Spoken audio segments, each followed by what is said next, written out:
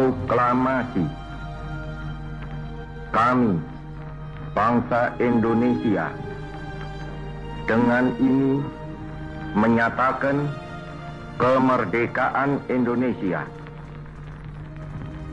Hal-hal yang mengenai pemindahan kekuasaan dan lain-lain diselenggarakan dengan cara saksama dan dalam tempo yang sesingkat-singkatnya. Jakarta, 17 Agustus 1945, atas nama bangsa Indonesia, Soekarno Hatta. Shalom pemirsa live channel yang dikasihi dalam Tuhan Yesus Kristus. Saya Alex Nanlohi. Saat ini bersyukur untuk kesempatan boleh menyapa pemirsa sekalian melalui acara kita Voice of Life. Saya melayani di dalam pelayanan siswa dan mahasiswa dan menjadi kesempatan yang indah boleh juga bersama-sama berbagi melalui kebenaran firman Tuhan. Secara khusus ketika kita di bulan Agustus ini akan kembali merayakan kemerdekaan bangsa kita Republik Indonesia. Kemerdekaan yang sejati, itulah topik yang akan menjadi perenungan kita pada hari ini. Bagian firman Tuhan yang akan mendasari perenungan kita diambil di dalam Roma pasal yang ke-6, ayat 17 dan 18. Tetapi syukur kepada Allah, dahulu memang kamu hamba dosa, tetapi sekarang kamu dengan segenap hati telah mentaati pelajaran yang telah diteruskan kepadamu. Kamu telah dimerdekakan dari dosa dan menjadi hamba kebenaran. Pemirsa sekalian yang dikasihi dalam nama Tuhan Yesus Kristus. Apa artinya bebas? Apa artinya merdeka? Seringkali kita berpikir bahwa kemerdekaan itu, kebebasan itu adalah kita bisa melakukan apa saja yang kita mau. Kebebasan yang tanpa batas, kebebasan yang mutlak. Namun kalau kita memperhatikan kebebasan yang tanpa batas itu, kebebasan yang mutlak itu sebenarnya tidak ada di dalam kehidupan ini. Setiap kebebasan sebenarnya adalah kebebasan yang terikat kepada sesuatu. Ketika kita melihat awal Allah menciptakan manusia, Allah menempatkan mereka di dalam Taman Eden. Menjadi satu hal yang indah untuk melihat bagaimana Tuhan memberikan kebebasan kepada manusia di Taman Eden. Tetapi sadar atau tidak, kebebasan mereka adalah kebebasan yang seharusnya terikat kepada apa yang menjadi kehendak Allah. Sehingga kita melihat apa yang terjadi di dalam Taman Eden. Manusia memilih untuk tidak mentaati Allah. Ketika Allah memberikan perintah bahwa semua pohon dalam taman ini boleh kamu makan, tetapi satu yang jangan kamu makan. Manusia justru memilih memakan buah pohon pengetahuan yang baik dan yang jahat itu. Hal ini menunjukkan kepada kita betapa manusia berpikir dirinya ingin bebas tanpa batas.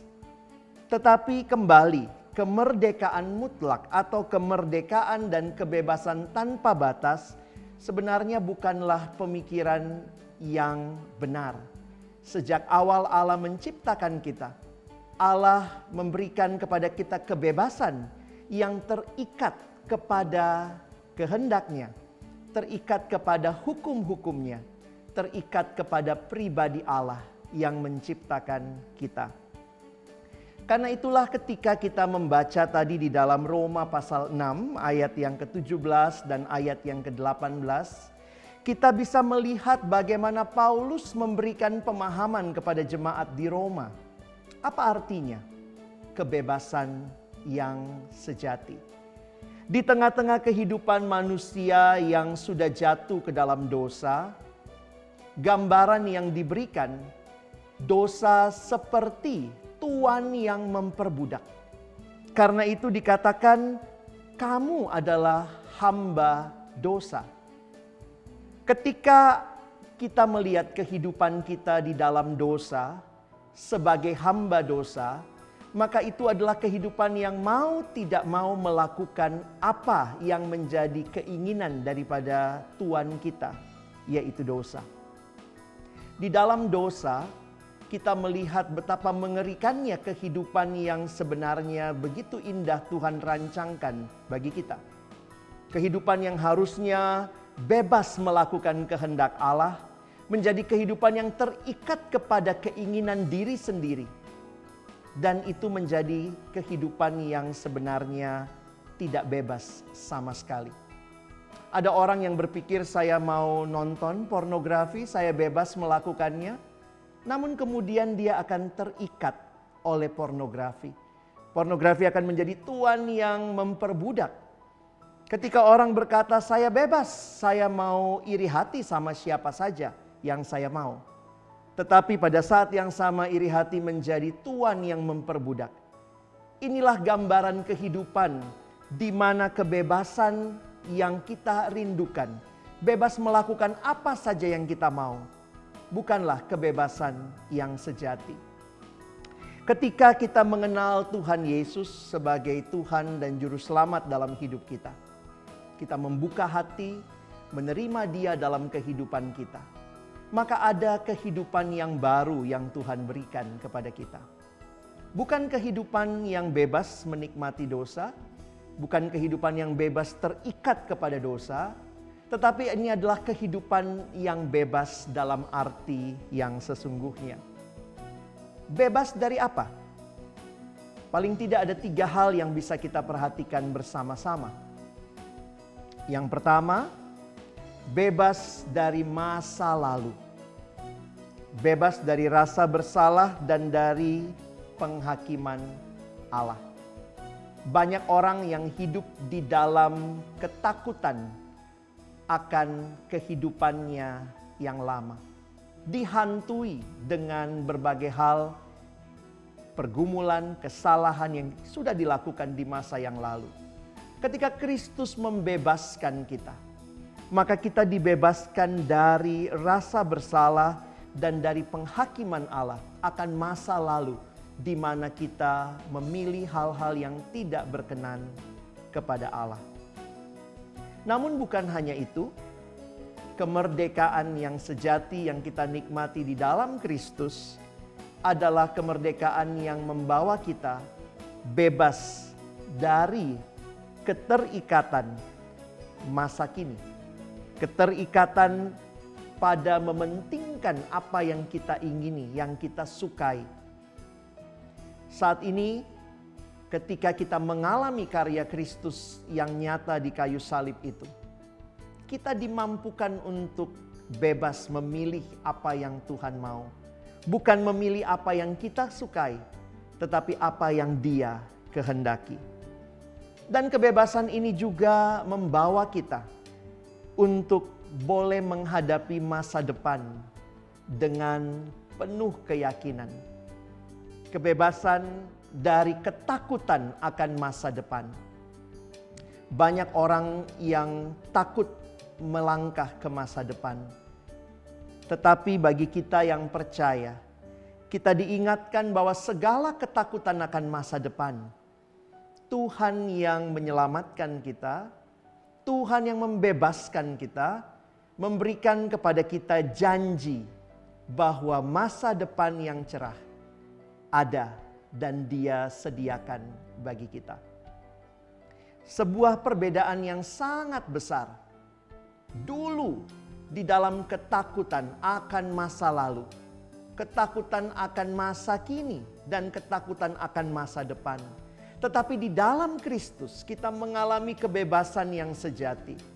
Bebas untuk terikat kepada Allah dan kehendak-Nya. Saudara pemirsa yang dikasihi Tuhan, Pertanyaan kebebasan ini yang seringkali menjadi pergumulan kita. Karena banyak orang masih begitu menikmati hidup diperbudak di dalam dosa. Tapi sekali lagi, apakah itu kebebasan yang sejati? Kalau kita punya orang tua yang membebaskan kita melakukan apa saja, saya pikir justru itu bukan orang tua yang baik. Kalau misalnya anaknya bilang, "Papa, Mama, saya mau pukul teman saya." Lalu orang tua berkata, "Bebas, silahkan." Atau mungkin ada anak yang berkata, "Papa, Mama, saya ingin untuk menjadi penjahat besar." Lalu orang tua mengatakan, "Silahkan." Saya pikir justru itu bukan orang tua yang baik. Kalau kita melihat kembali kehidupan kita dan melihat apa yang Tuhan berikan kepada kita, mungkin kita berpikir, kalau saya bebas, kenapa saya harus mengikuti apa yang Tuhan mau? Tetapi kebebasan yang sejati itu, kebebasan yang di dalamnya Tuhan yang memberikan kepada kita batasan-batasan, hukum-hukumnya adalah Tuhan yang adalah Bapa kita yang baik. Dia tahu apa yang terbaik bagi kita. Bukan apa yang kita mau, bukan bebas melakukan yang kita suka. Tetapi kebebasan yang di dalamnya, Dia merindukan kita menjadi seperti yang Dia mau. Dan tentunya itu bukan hanya bagi kita, tapi juga menjadi berkat di tengah-tengah dunia ini. Perenungan kita hari ini mengingatkan kita, hanya ada dua macam kebebasan. Kebebasan yang terikat kepada dosa, yang sebenarnya bukan bebas sama sekali. Atau yang kedua, kebebasan yang terikat kepada Allah dan kehendak-Nya. Itulah yang saya hayati ketika membaca Roma 6 ayat 18. Kalau kita memperhatikan di dalam bagian yang kita baca, dituliskan, "Kamu telah dimerdekakan dari dosa." Berarti dulunya hamba dosa. Dulunya budak dari dosa. Dan kamu telah dimerdekakan, demikian kata Paulus. Tetapi yang menarik adalah kalimat selanjutnya. Dan menjadi hamba kebenaran. Saudara, kita tetap hamba. Tetapi hamba yang terikat kepada kebenaran, hamba yang terikat kepada Allah, dan hamba yang sebenarnya bebas. Karena kita ada di dalam kehendak Allah. Kalau dulu dosa, fokusnya kepada apa yang saya mau. Titiriri saudara, mati-matian untuk diri sendiri. Tetapi ketika kita hidup bagi Allah, kita bebas untuk mengatakan, "Tuhan, biarlah kehendak-Mu yang jadi di dalam kehidupanku." Kita tidak punya pilihan untuk bebas sebebas-bebasnya. Kita hanya punya pilihan bebas terikat kepada Allah yang sebenarnya adalah hamba kebenaran. Dan inilah yang kita rindukan menjadi bagian setiap kita anak-anak Tuhan. Yesus mengatakan di dalam Yohanes 8 ayat 36, "Jadi apabila anak itu memerdekakan kamu, kamu pun benar-benar merdeka." Di dalam bagian lain, Rasul Paulus mengingatkan kepada jemaat di Galatia, di dalam Galatia pasal yang kelima ayat yang pertama. "Supaya kita sungguh-sungguh merdeka, Kristus telah memerdekakan kita." Pemirsa yang dikasihi Tuhan, inilah rancangan Allah yang indah bagi kita. Ketika bulan Agustus ini kita kembali memperingati kemerdekaan Republik Indonesia, tanah air yang kita cintai. Mari kita memaknai kembali kemerdekaan itu.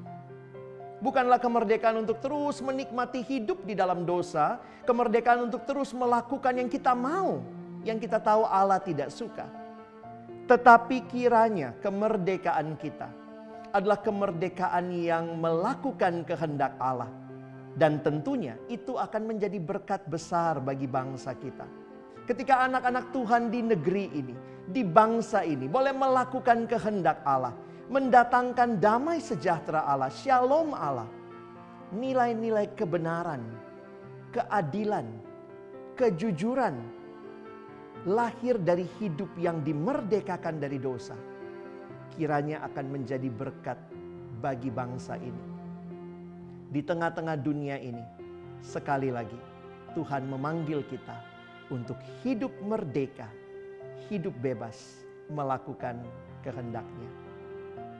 Saudara yang dikasihi Tuhan, saya ingat satu pagi ketika saya datang ke tempat pelayanan saya, ada seorang adik yang tinggal kos, seorang perempuan, dan ketika itu dia di kosan pelihara ikan mas, saudara, dalam satu akuarium kecil.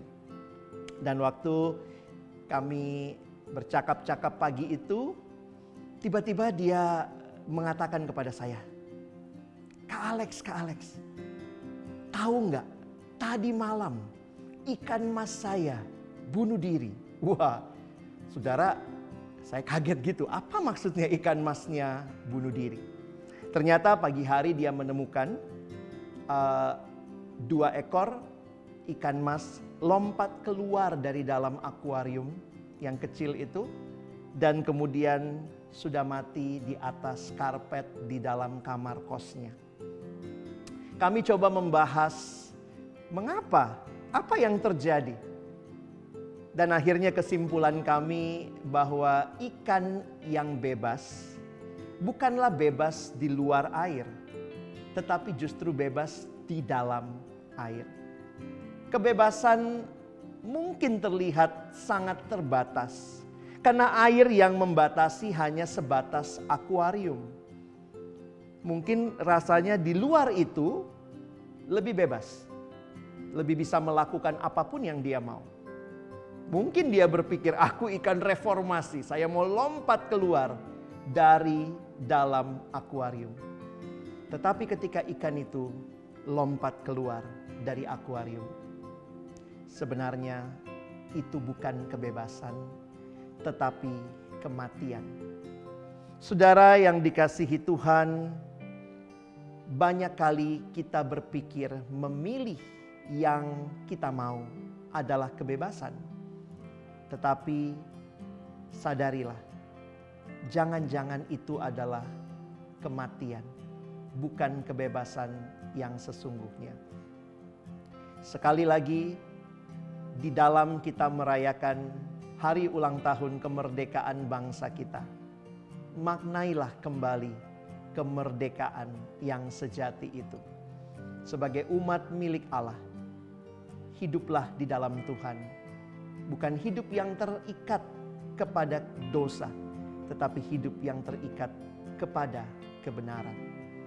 Saudara yang kekasih di dalam Tuhan, biarlah di tengah-tengah bangsa ini, di mana begitu banyak orang yang terikat kepada kehendaknya sendiri, terikat kepada melakukan apa yang dosa inginkan, kiranya kehadiran anak-anak Tuhan dipakainya menjadi berkat di tengah bangsa ini. Saya berdoa, kiranya perayaan kemerdekaan Republik Indonesia kembali mengingatkan kita bahwa kita yang sudah dimerdekakan dari dosa, marilah hidup membawa kemerdekaan itu bagi sesama kita di tengah-tengah bangsa ini. Biarlah kemerdekaan ini kita maknai dengan benar dan akhirnya boleh menjadi berkat bagi sesama kita. Saya rindu kita sama-sama berdoa. Mari kita berdoa.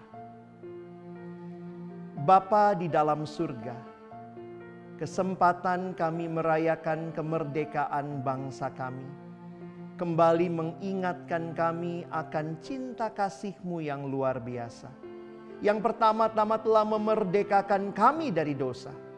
Bukan supaya kami hidup bebas melakukan yang kami mau, tetapi supaya kami bebas melakukan apa yang menjadi kehendak dan rencana Allah.